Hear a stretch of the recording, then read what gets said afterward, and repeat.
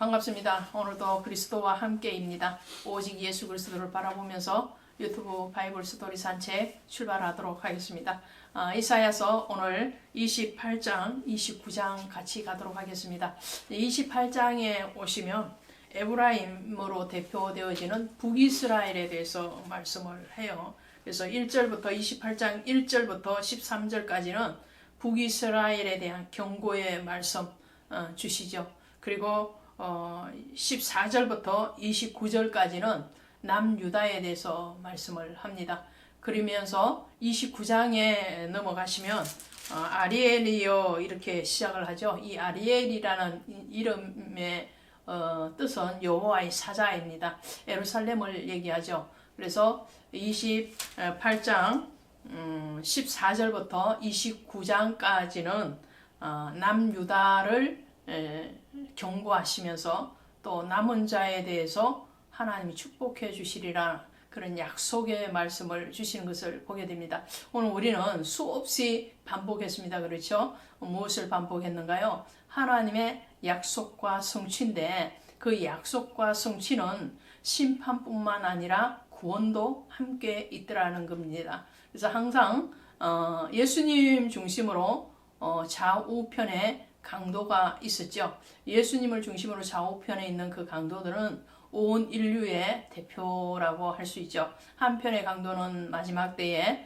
주님을 영접하고 구원받은 내가 나와 함께 낙원에 있으리라 그 말씀을 들은 그 의로운 자의 편에 속했고요. 한편은 끝까지 예수 그리스도를 저주하고 믿지 아니하는 불신자의 대표라고 할 수 있겠죠. 또 시편 1편에 가면 복 있는 자와 악인이 나오죠. 그 복 있는 자는 의인이죠. 악인은 하나님을 믿지 아니하는 모든 인류를 얘기합니다. 그렇게 우리는 수없이 반복합니다. 왜 반복을 할까요? 우리가 자녀를 키우다 보면 자녀에게 했던 말을 또 하고 또 하게 되죠. 저도 자녀를 키우고 있지만 특별히 믿음에 대해서는 정말 귀에 딱지가 않도록 반복을 하고 또 합니다. 왜 그럴까요? 소망이 있기 때문에 그렇죠. 그 자녀에 대한 믿음의 소망을 가지고 있기 때문에 또 한편으로는 부모가 요청하는 그 자리에 이르지 않았기 때문에 계속적으로 반복을 하는 거죠. 하나님도 마찬가지입니다. 하나님도 이스라엘이나 남유다 또 이방 나라에 대해서 수없이 심판과 구원에 대해서 말씀을 계속적으로 반복하고 있는 이유는 그들을 향한 소망을 품고 있기 때문이고 또 한편으로는 하나님의 의에 이르지 않았기 때문에 계속적으로 저 아래에 있는 그들의 영적인 상태를 끌어올리는 작업이라고 할 수 있겠죠. 그래서 오늘 28장의 1절에 보시고 그리고 5절을 보시면 그게 이해가 되어집니다. 1절에 보시면 에브라임의 술 취한 자들의 교만한 면류관은 화 있을진저 이렇게 말을 해요. 그래서 28장 29장은 화를 선포하고 있거든요. 그런데 그 화를 선포하면서 에브라임의 교만한 면류관 이렇게 말을 해요. 그런데 5절에 가시면 이렇게 말을 합니다. 그날에 만군의 여호와께서 자기 백성의 남은 자에게 영화로운 면류관이 되시며 아름다운 화관이 되실 것이라. 다르죠. 교만의 면류관과 영화로운 면류관이 대비되고 있어요. 이 교만의 면류관은 에브라임이 지금 하나님을 떠나는 것과 같은 그런 우상 섬김 그리고 세상의 술 취함에 빠져 있다는 거죠. 그러니까 자기들은 잘 산다고 생각을 해요. 불신자들은 예수 안 믿어도 교회 안 가도 성경 하나도 몰라도 잘 산다고 생각을 해요. 그리고 오히려 가난하고 힘들게 사는 믿음의 성도들과 교회를 핍박하는 자리에 있죠. 자신의 삶이 면류관이라고 생각해요. 그러나 그것은 썩어질 면류관이라는 거죠. 그런데 남은 자들, 이 남은 자는 뭐예요? 이사야서에서 계속적으로 흐르고 있는 사상이 남은 자의 사상이라고 그랬죠. 이 남은 자는 핍박과 고난 가운데서도 신앙을 지킨 자예요. 심지가 굳건해서 여호와께 그 신의를 지킨 자, 그 자가 남은 자인데, 남은 자, 구원받은 성도들에게는 누가 면류관이 된다는 거예요? 하나님이 만군의 여호와께서 자기 백성 중에서 남은 자라고 그랬어요. 자기 마당에서 타작을 한다고 그랬죠. 그 타작을 할 때에 죽정이와 알곡이 있다는 거죠. 알곡이 바로 남은 자죠. 그 남은 자에게는 누가 면류관이 된다고요? 여호와께서. 내가 면류관이 되는 게 아니에요. 여호와께서. 그래서 24장로들이 계시록에서 면류관을 받아서 그 면류관을 어떻게 해요? 보좌 앞으로 던지잖아요. 이 면류관은 내 것이 아니라는 거예요. 하나님 것이라는 거죠. 그 영광을 돌려드리는 거죠. 그래서 영화로운 면류관, 아름다운 화관은 내가 아니라 하나님이십니다 라고 고백되어지는 사람이 구원받은 성도들이고, 세상에 누리는 그 향락에, 그리고 세상에서 받는 그 권력, 이런 것들에 대해서 취해서 그것을 자랑하는, 이생의 자랑, 안목의 자랑을 하는 정욕적인 그런 사람들은 그것은 멸관인 것 같으나, 자신들은 멸관 자랑이라고 생각을 하지만, 그러나 그것은 썩어질 것이다 라는 것을 말씀을 하고 있어요. 그래서 하나님께서는 이들에게 가르치려고 합니다. 선지자를 보내죠. 그런데 그 선지자들에 대해서 어떻게 해요? 듣지를 않아요. 하나님의 말씀을 전하지만 깨닫는 자가 없다라는 거예요. 그 말씀을 받으려고 하지 않아요.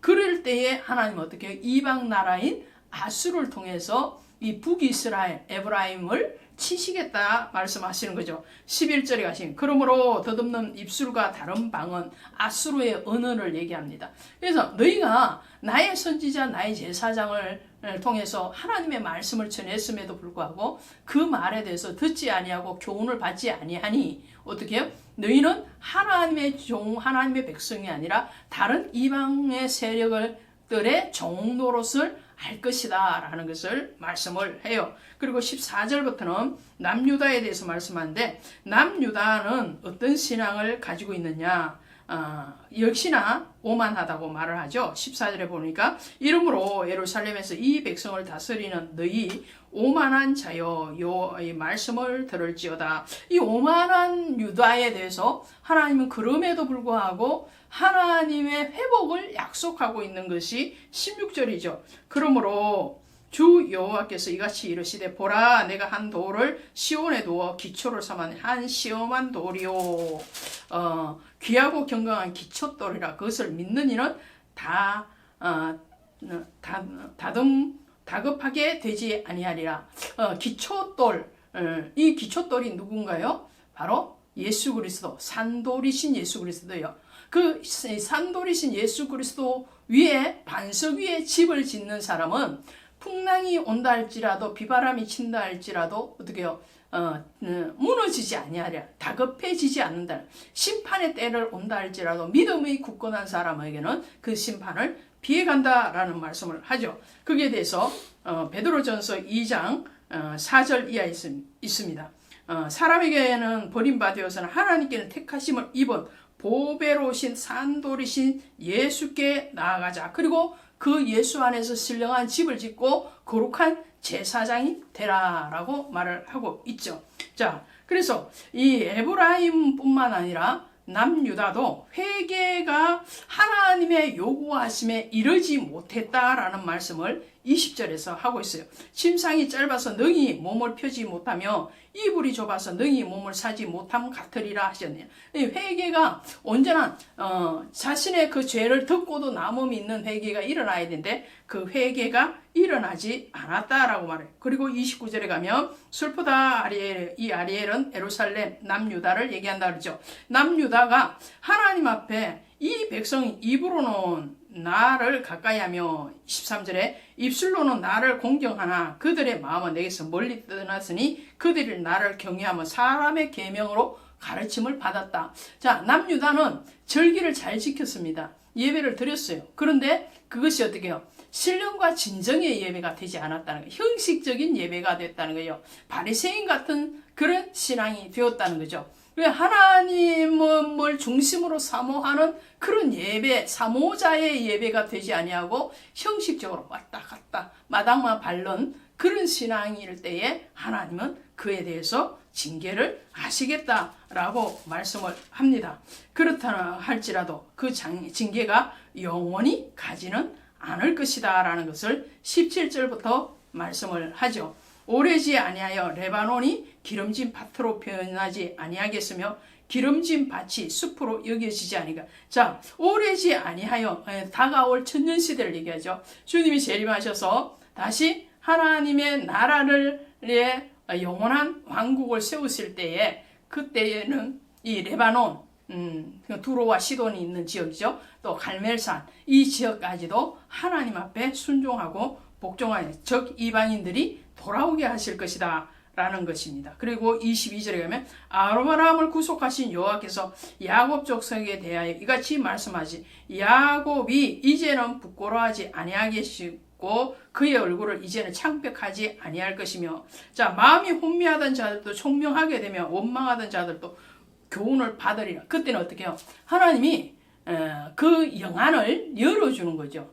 귀를 열어주시고 마음을 열어주시고 눈을 열어줘서 하나님의 복음을 그대로 받아들이는 그 단계에 이르겠다는 거예요. 그것이 뭔가요? 바로 남은 자입니다. 그 남은 자를 통해서 하나님의 일, 하나님의 나라, 하나님의 왕국을 세우겠다는 약속의 말씀이죠. 감사합니다.